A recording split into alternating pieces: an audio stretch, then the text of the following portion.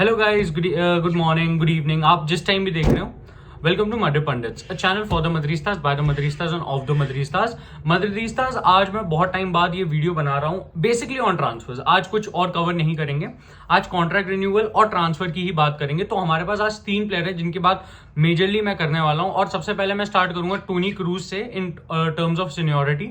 तो Toni Kroos की अगर मैं बात करूं तो कॉन्ट्रैक्ट की कल एक न्यूज आती है, वो ये कह रही है कि टोनी क्रूज माइट रिन्यू। और इससे एक और न्यूज आती है उससे एक दिन पहले कि ही माइट नॉट, कि टोनी क्रूज और लूका मॉड्रिच में से कोई एक रहेगा। यहां पे लूका मॉड्रिच बोल रहे हैं अगर वो रहना चाहते हैं तो टोनी क्रूज को जाना पड़ेगा। मतलब आप समझ रहे हो, 2 अलग न्यूज आई हैं। अगर आप मेरे से पूछिए तो मेरे को जो फर्स्ट वाली न्यूज है वो ज्यादा रिलायबल लगी है, बिकॉज क्योंकि आपने टोनी क्रूज की परफॉर्मेंसेस देखी है। ऐसा नहीं है कि वो प्लेयर डिप्लीट हो गया और अच्छे से परफॉर्म नहीं कर रहा, वो अभी भी अच्छे से परफॉर्म कर रहा और 100 आउट ऑफ 100 दे रहा है बहुत मैचेस में। अगर आप मेरे से सीजन के one of the best players पूछोगे, इट इज टोनी क्रूज। मैं आके ये नहीं कह सकता कि टोनी क्रूज की परफॉर्मेंस उस लेवल की नहीं रही है। अगर आप किसी भी मदरिदिस्ता से पूछोगे तो he has been the best midfielder. Of course Camavinga है, डैनी सिबास है, वो इवेंचुअली हुए हैं, but Toni Kroos start of the season कुछ गेम्स, एक मेरे को याद है एक गेम में जब हम लोग ट्रेल कर रहे थे तो टोनी क्रूज ने आके वो मैच जिताया था। तो आप देख सकते हो कि टोनी क्रूज कितना इंपॉर्टेंट पार्ट है इस टीम का। उसको ऐसे आप डिसइंटीग्रेट नहीं कर सकते, हलवा नहीं है वो। यहाँ पे अगर मैं एक और चीज बोलूं, अब मेरे को ये लग रहा है कि टोनी क्रूज माइट रिन्यू। अगर आप मेरे से पूछें, मेरे गट फीलिंग यही सजेस्ट करती है कि Toni Kroos might renew. But इधर एक और चीज जो मैं एडअप करना चाहूंगा वो ये है कि टोनी क्रूज का कॉन्ट्रैक्ट सिचुएशन बेलिंगम पे भी डील करता है। It's not like Luka Modric की फर्क नहीं पड़ रहा। उनके एंटुराज से ये रिपोर्ट आई है कि टोनी क्रूज और बेलिंगम का इंटर रिलेटेड है ट्रांसफर, कि टोनी क्रूज माइट रिटायर, ऐसा वैसा तो सोच रहे हैं। यहाँ पे अगर मैं न्यूज की थोड़ी और बात करूं तो वो ये कह रहे हैं कि 1 मोर ईयर। तो टोनी क्रूज एक लंबा प्रोजेक्ट नहीं देखना चाहते, वो स्टेप बाय स्टेप जाना चाहते हैं। वो ऐसे नहीं कि एक हरिडली डिसीजन नहीं लेंगे कि नहीं भैया I can give 4 year 5 years तो मैं वैसा दे देता हूँ, या फिर 3 ईयर्स वैसा कॉन्ट्रैक्ट ले लेता हूँ। नहीं, he is going step by step, that is 1 year each. Of course ये एक बहुत judicious way of doing things है, बिकॉज आप अगर देखिए तो आप गारंटी नहीं कर सकते कि आप अगले सीजन अच्छा खेलें तो उसके अगले भी खेलोगे, क्योंकि एज आपके साथ इवेंचुअली कैचअप कर जाएगी। यहाँ पे थोड़ी क्लैरिटी आने में थोड़ा टाइम लग रहा है, जो आई थिंक फेवरेबल नहीं है अगर आप रियल मैड्रिड के सपोर्टर हो और या real Madrid in general.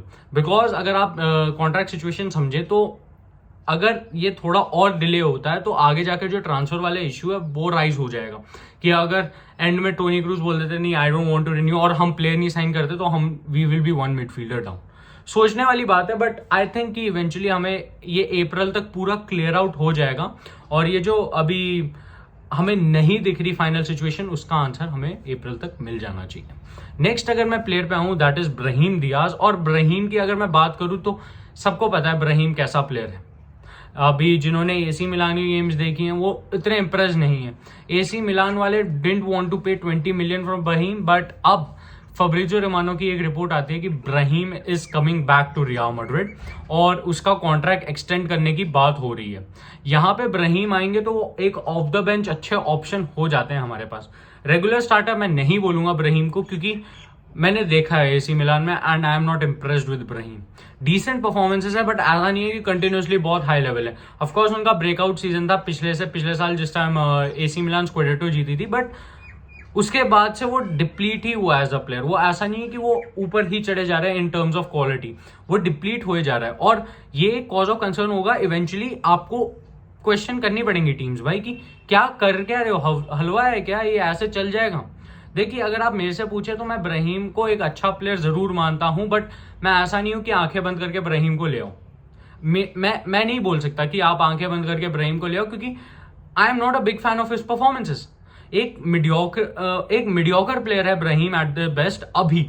Of course riyal में आके अगर वो इंप्रूव कर देता है, I will be prove wrong and I will be more than happy अगर वो मेरे को आगे गलत प्रूव कर देता है, क्योंकि एक राइट विंग ऑप्शन चाहिए। और अगर ब्राहीम डिसेंट खेल लेता है वहां पे तो I will be the happiest person on the planet earth.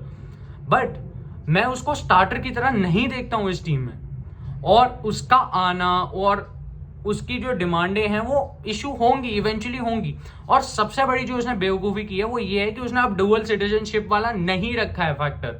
अब वो एक मोरक्कन प्लेयर है रादर देन अ स्पेनिश प्लेयर। एक ला लीगा में रूल होता है कि 1/3 of the squad should be Spanish, मतलब अगर 25 मैन स्क्वाड है तो उसमें 8 लोग स्पेनिश होने चाहिए। वैसे 24 में 8 होता है, बट आप समझ रहे हो मैं क्या कह रहा हूँ। वो 0.1 0.2 या 0.3 कहाँ से लाएंगे बंदा। ये एक चीज है जो मेरे को थोड़ी खटक रही है अगर आप मेरे से पूछें, क्योंकि इब्राहिम के केस में अगर वो नहीं आता, मतलब वो अगर स्पेनिश रहता तो वो हमारा स्पेनिश वाला कोटा एक फुल कर देता, जो आई थिंक उसको बेंच से लाना फिर बड़ा इशू नहीं होता। बट अब वो मोरक्कन प्लेयर है, ड्यूअल सिटीजनशिप नहीं है, तो अब शायद हम फंस सकते हैं उस केस में भी। वर्स्ट केस सिनेरियो हमें शायद इब्राहिम को खिलाना भी पड़ जाए और देखना पड़ेगा यार। To be fair I am not very thrilled with Ibrahim coming back to Real Madrid, but let's see कि क्या होता है।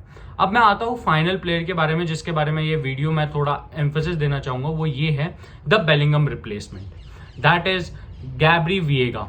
अब गैब्री विएगा की जिन लोगों ने बात नहीं सुनी, वो एक सेल्टा विगो के अटैकिंग मिडफील्डर है। देखिए वो 20 साल का स्पेनिश प्रोडिजी है एंड वो जैसा मैंने क्राइटेरिया बताया आपको 8 आउट ऑफ 25 में फिट हो रहा है। 40 मिलियन का रिलीज क्लॉज है गैब्री विएगा का और उसकी गोल इन्वॉल्वमेंट्स हैव बीन डिसेंट। अगर आप उसकी फाइनल टचेस देखोगे तो वो भी काफी अच्छी है और अच्छी वो बॉल्स डालता है फाइनल थर्ड में। सेल्टा विगो का one of the most creative players है और अगर वो रियाल में आता है तो उसका जो रोल होगा वो एक फ्री लांसर का होगा, जिसमें वो एरियाज ढूंढेगा जहां पे वो ऑपरेट कर सके। फ्री मूवमेंट अगर उसके पास होगी तो वो ज्यादा गोल और शॉट क्रिएशन चांसेस में हेल्प करेगा। गैब्री विएगा के काफी ज्यादा एडमायरर्स हैं रियल मैड्रिड में, जो अभी तक रिपोर्ट की जा रही है। एंजो फर्नांडिस प्लान बी जरूर थे जूड बेलिंगम के बाद, but plan C already Real ने मेंटेन करके रखा है। They don't want an Mbappe 2.0।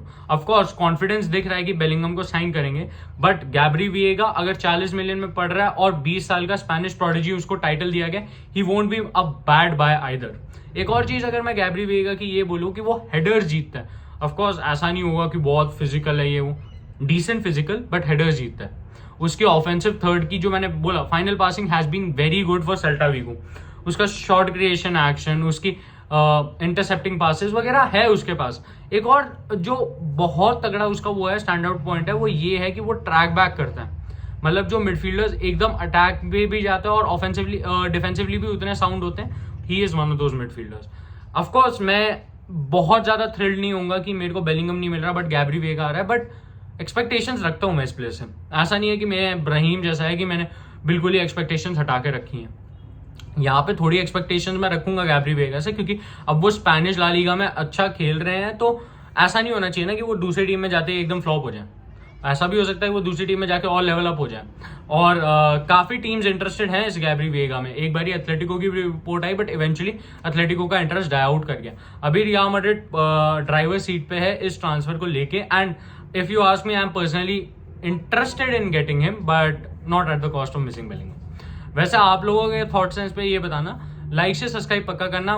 7.5K तक पहुंचना है एसएप एंड हाला मैड्रिड इना दमास हस्ताना फिनाल वामोस Real so take care and peace out. और कमेंट सेक्शन में ये बताना कि will you be ready to take 40 million Gabri Veiga instead of Jude Bellingham. Of course Jude Bellingham बहुत महंगा पड़ रहा है, बट बताना जरूर।